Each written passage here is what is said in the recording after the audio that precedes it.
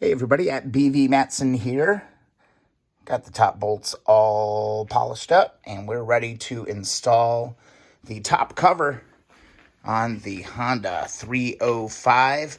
Let's see, I've got 1, 2, 3, 4. We've got 5 different reference materials here trying to help me figure out how to put this together because there are some nuances.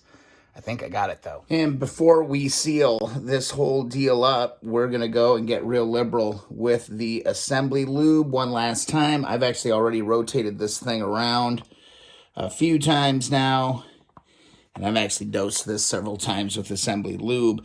Make sure you get some in on those bearings. Remember, we did that in a previous video, but it can't hurt for you to get a bunch in there. Feel free to turn the motor over a little bit and make sure that we're getting good coverage with the Ultra Slick Assembly Lube. This top cover has quite a few gaskets, all right? We've got one here that doesn't appear to be a hell of a hill of beans difference which way that goes.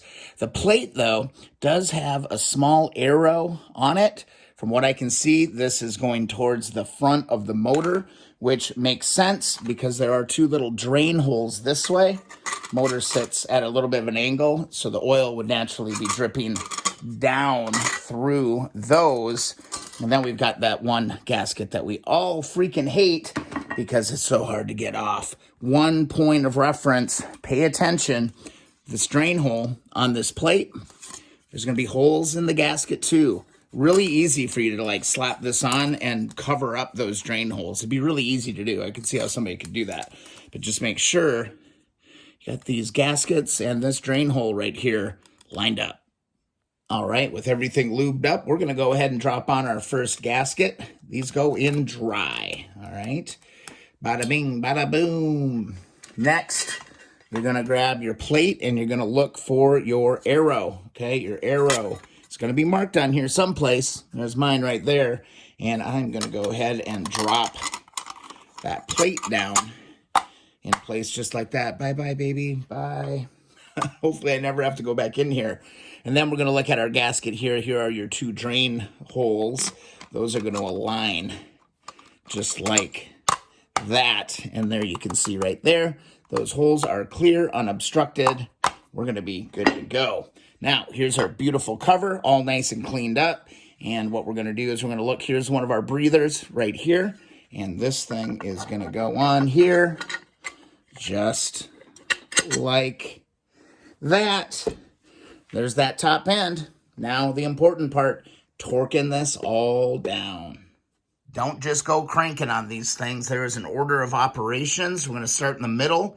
Go 1, 2, 3, 4, 5, 6, 7, 8. That's going to be the mantra that we're going through here to go just like this. I'm looking at the rear. If I'm looking from the rear, it's going to go like that on those different posts. So let's go ahead and get the nuts started. And one thing you'll notice on the 305s is that these top washers are actually copper. Looking at the Bill Silver manual, he does say that some of them come with steel ones in the middle and I believe copper ones on the outside. That could be inverse. But either way, he highly recommends going with all copper washers on these, okay? So we're going to go with what was on there.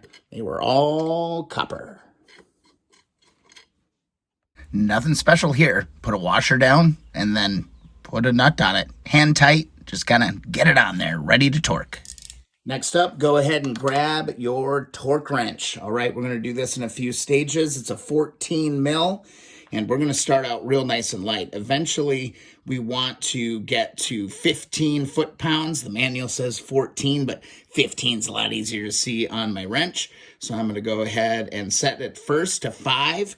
And then I'm going to do 10, and then I'm going to do 15 to finish it all up. So right now I've got it set to 5. I've got it in my forward location. I'm again going to refer to the chart back here. I'm looking at it over here. And we are going to start with this front bolt. And we're going to apply 5 pounds to this. There we go. That's nice and light. And then we're going to drop down to this one. And we're going to go through this process, get 5 on each of these. There we go. That's beautiful. Then we're going to go to 3. Thrilling stuff. But take it in stages and follow the grid. That's the most important. This is going to be number 4.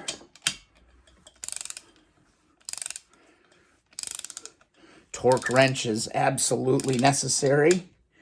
All right, then we're going to hit 5. It's down in this corner here.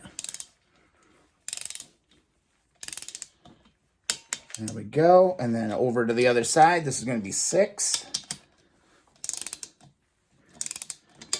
There's 6. Then we're going to drop back down over here. We're going to hit 7. Just like that. And then we're going to go hop over to our last one, number 8. And just like that, that's on there. So now I'm going to readjust my torque. I'm going to go up another little bit. I'm going to jump up. Let's see, that'll do her right there. And let's go through the motions again. We're going to do 1. And then we're going to do 2. And we're going to do 3. That's good. 4. And then we'll do 5. And then we're going to do 6. There's 6. 7. And then we're going to do 8. All right, those are pretty close. All right, and then we're going to jump up, and we are going to get to our 15 foot-pounds. All right, foot-pounds. There's my 15 foot-pounds. So I want to make sure I'm right on it. There we go. I'm right on 15. And we're going to go through this order of operations one more time. Here's 1. There we go. 2.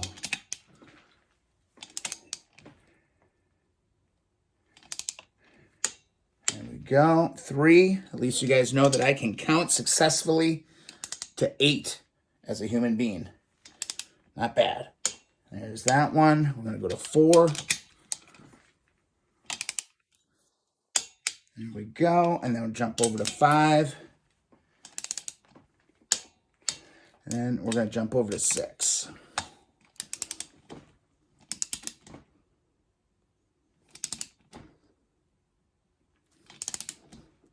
There we go. 7. And 8.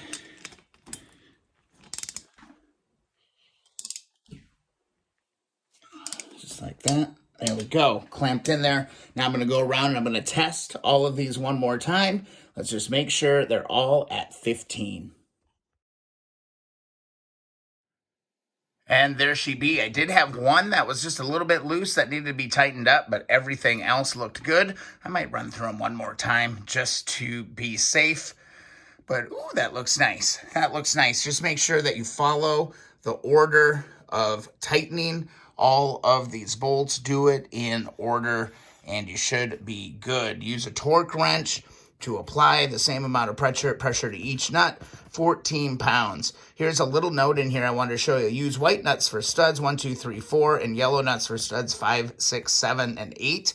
Apparently that was only on the 61 from what I was reading. This book is really confusing because it jumps from like models to models all over. It's got different bikes in here. Sometimes you're reading 125 stuff, but here we go. This is kind of the holy grail right here, 25305. That is your tightening order. Feels good to get that all sealed up, and it is looking pretty nice. I'm pretty happy. This is really simple stuff, but hey, I'm making a video series about the 305. I didn't want to leave anything out. If you found the video useful, please be sure to subscribe. Also, if you want to hang out with some fellow wrenchers, hit up that Facebook group, the Keep On Wrenching Community Group on Facebook. And also, if you want a free sticker, in the mail, go hit up keeponwrenching.com. This thing is coming together pretty darn quick. We got to put the sides in. We got to put the clutches in. But the stuff that was really puzzling me, that's all done. All buttoned up. All right, we'll see you in the next video or live stream. Don't forget that torque order.